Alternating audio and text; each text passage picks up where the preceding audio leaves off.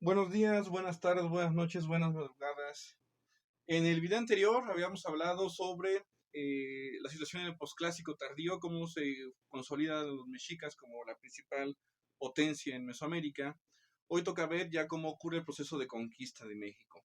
Hay que empezar recordando que la intención de los españoles de origen pues no era tanto conquistar México, sino llegar a China, a Asia y llevar a cabo el comercio de especias. Recuerden que en 1453 los turcos otomanos conquistan Constantinopla y rompen las rutas comerciales que comunican a Asia con Europa. Y con ello rompen el flujo de especias hacia Europa. Especias como el clavo, el comino, que más que elementos para cocinar, como ocurre hoy en día, en aquel entonces eran indispensables para la conservación de alimento, para la conservación de la carne, especial durante el invierno. Entonces era literal un asunto de vida o muerte adquirir esas especies. Los portugueses, por ejemplo, van a recurrir a dar la vuelta a toda África para eventualmente llegar a Asia. Los españoles van a optar por la ruta que les da Colón, de atravesar el Atlántico hasta llegar a Asia. El problema es que en el camino pues, se encuentran América y pues hace falta conquistar primero el territorio y luego seguir su paso hacia Asia. Hay que señalar también que la conquista de México, aquí les pongo en las fechas 1519, 1521, para que no se confunda con un 4, 1519, 1521, porque son las fechas en las que ocurre la conquista del centro de México, en particular en la zona dominada por los mexicas o influenciada por los mexicas. Pero eso no significa que el resto de México ya fuera conquistado también en ese momento. La zona del Bajío, lo que es Jalisco, Guanajuato, Zacatecas, por ejemplo, tardarán en ser conquistadas hasta el siglo XVII. El área maya, en cambio, va a tardar mucho más, hasta el siglo XVIII en ser conquistada. Y otras zonas, ya muy al norte de México, van a ser conquistadas hasta tiempos de Porfirio Díaz. Es decir, en el siglo XIX, México incluso se va a independizar y hay zonas del norte de México, hay grupos indígenas del norte de México que seguían sin ser conquistados así de ese tamaño. Entonces, eso para empezar a aclarar. Ahora, desde Cuba, que ya en ese entonces era posesión española, envía Diego de Velázquez varias expediciones a México. La primera, en 1517, con apenas unos 100 hombres, es una expedición que fracasa. Desembarcan en México, pero los indígenas los atacan de inmediato. Se defienden los españoles, pero son rechazados, son obligados a retirarse. Así que al año siguiente, 1518, ocurre una segunda expedición enviada igual desde Cuba, con 200 hombres, pero que también fracasa. Normalmente se suele plantear, es que la conquista de México, los españoles tenían la ventaja de sus armas de fuego. Vamos a empezar aclarando las cosas. Las armas de fuego en ese entonces eran terriblemente imprecisas.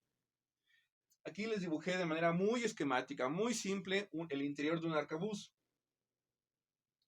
Las balas eran de plomo y de forma esférica y normalmente iban algo holgadas dentro del cañón para que no se atoraran. El problema es que cuando la disparabas, pues como la bala entró holgada y tenía mucho más espacio, la bala iba rebotando dentro del cañón. De tal modo que tú puedes estar apuntando a alguien hacia enfrente y la bala aún así podría salir hacia arriba, hacia abajo, hacia un lado, hacia el otro y no darle a lo que estás apuntando. De hecho, las armas de fuego no van a tener mira sino hasta el siglo XIX, así de ese tamaño. Entonces, para empezar, imprecisas. Luego, súmale bajo alcance efectivo. Un arcabuz tiene un alcance efectivo de unos 20 metros. Después de esos 20 metros, la bala, al ser esférica y de plomo, por la velocidad a la que salía, se iba deformando y perdía con ello también velocidad, alcance, precisión, poder de penetración y terminaba siendo más efectivo ante una pedrada que una bala.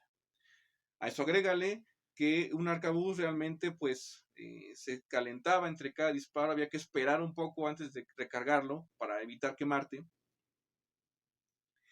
Y además, ya que finalmente se cargó, ya que se enfrió un poco, tenías que echar pólvora, retacarla con una baqueta de madera. Tienes que hacerlo con cuidado, rápido porque estás en combate, pero con cuidado para que la baqueta no se rompiera, ya no pudieras recargar tu arcabuz. Echabas la baqueta con la pólvora, la retacabas, luego echabas una bola encebada para llevarse la pólvora que hubiera quedado, lo retacabas, luego echabas la bala del arcabuz, la retacabas, y todo eso al mismo tiempo que tenías la mecha del arcabuz encendida, porque no la puedes estar encendido una y otra vez cada que disparaba, la tienes que mantener encendida todo el tiempo. Así que tienes que hacerlo rápido, porque estás en combate, pero con cuidado para no quemarte con la mecha del arcabuz. Esperar de nuevo, volver a esperarte, e incluso esperando, después de 4 disparos más o menos, el arcabuz igual ya estaba tan caliente por la parte interior que dentro la bala del arcabuz se derretía. Como era de plomo, se terminaba fundiendo con el cañón. Entonces, era algo inútil, era algo muy, muy ineficaz en comparación con un arco indígena que nada más tenías que hacer esto. Entonces, eso también influye a que esas dos primeras expediciones de 1517 y 1518 fracasen. Encima son pocos hombres. La tercera, de 1519, Diego de Velázquez envía a uno de sus hombres de mayor confianza, más competentes, que es Hernán Cortés. Hernán Cortés, pues iba a ser muy competente, pero como veremos más adelante, pues no es de tanta confianza porque va a terminar traicionando a Diego de Velázquez. Ahora, desde Cuba se mueven por el Caribe y llegan primero a Yucatán. A las costas de Yucatán encuentran a dos náufragos españoles, uno de ellos es Jerónimo de Aguilar, el otro es un hombre, los dos son españoles, los dos han aprendido maya porque ya llevaban varios años viviendo entre los mayas, solo que el otro español se termina pues integrando a la cultura maya. ¿Qué tanto se integra? Estamos hablando de que adopta un nombre maya y abandona su nombre español, empieza a vivir como maya y a comportarse como maya. Se hace tatuajes como los mayas, se hace perforaciones como los mayas, incluso tiene una esposa maya y tiene hijos con ella. Son los primeros mestizos en México. A los dos Cortés les ofrece pues, que los acompañe en su expedición, pero solamente Jerónimo de Aguilar acepta la invitación. Él realmente nunca se integró, aunque aprendió maya, él realmente nunca se integró a la cultura maya. El otro decidió quedarse ahí, pues ya tiene una vida hecha, para que se iba.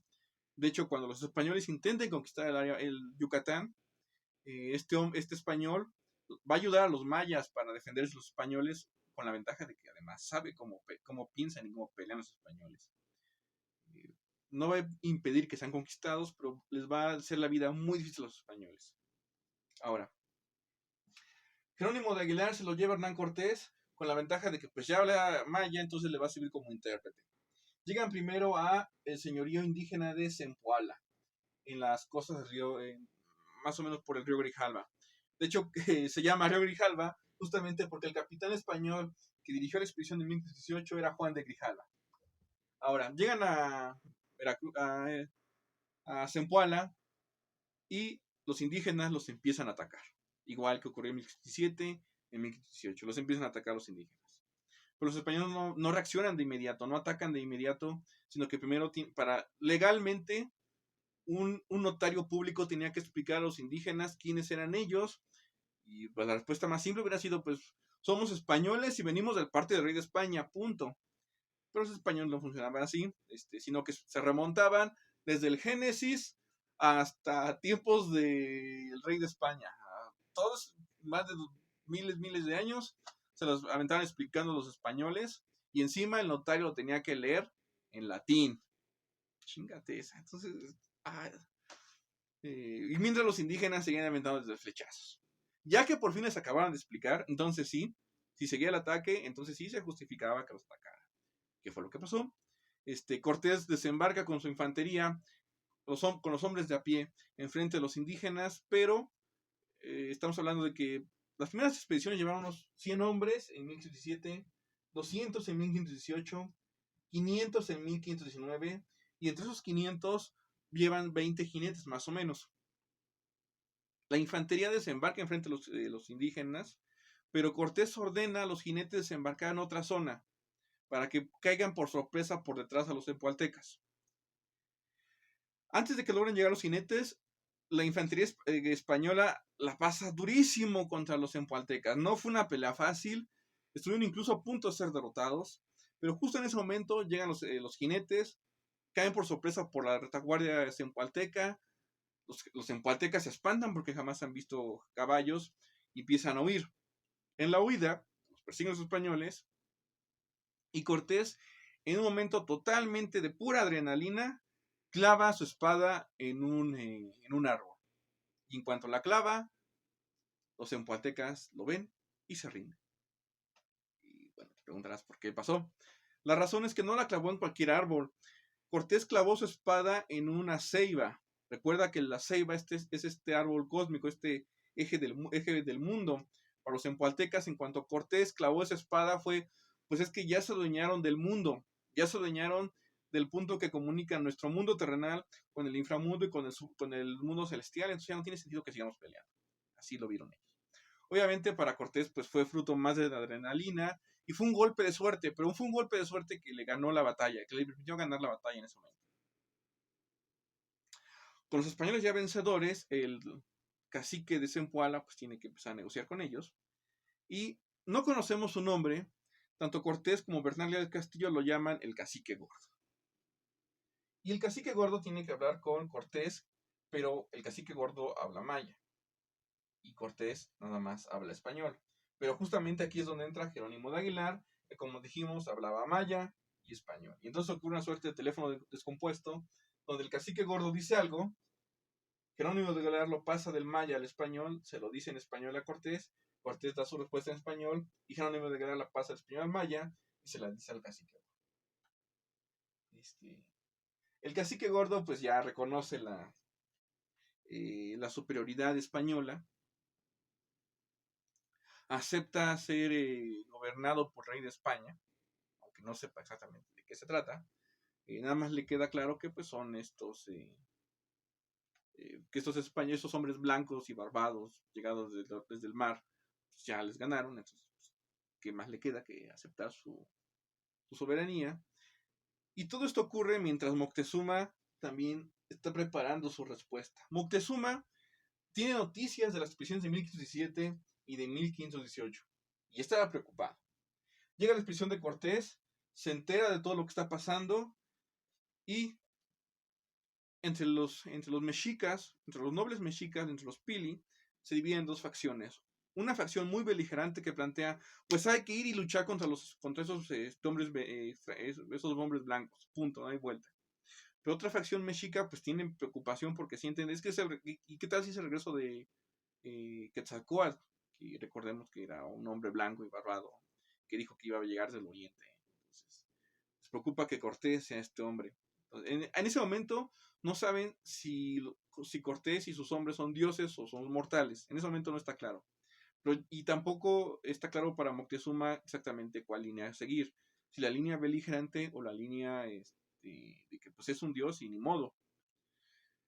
No está seguro, pero envía a un grupo de postecas. Recuerden que los postecas eran estos embajadores. Envía un grupo de postecas y los envía para hablar con los españoles. Pero no se envía nada más a los postecas, los envía con algunos regalos para los españoles. Los envía con oro, joyas, pero entre ellos envía varias túnicas.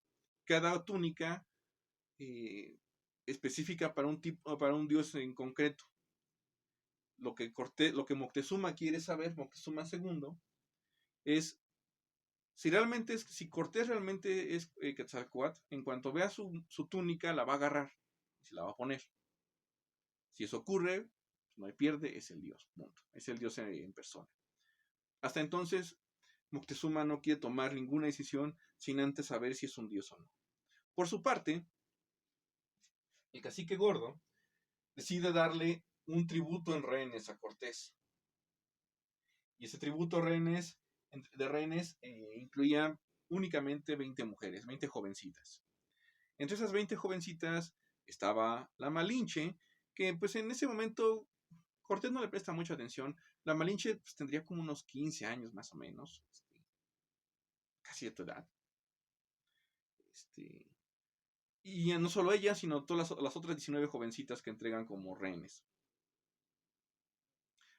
Cortés la recibe, no se queda con ninguna, de hecho las reparte entre varios hombres, incluida justamente la Malinche. Al principio la Malinche no le tomó mucha atención, no le prestó mucha atención, le va a prestar atención por algo que va a ocurrir después, justo cuando lleguen los postecas mexicas con los mensajes de Moctezuma y los regalos de Moctezuma.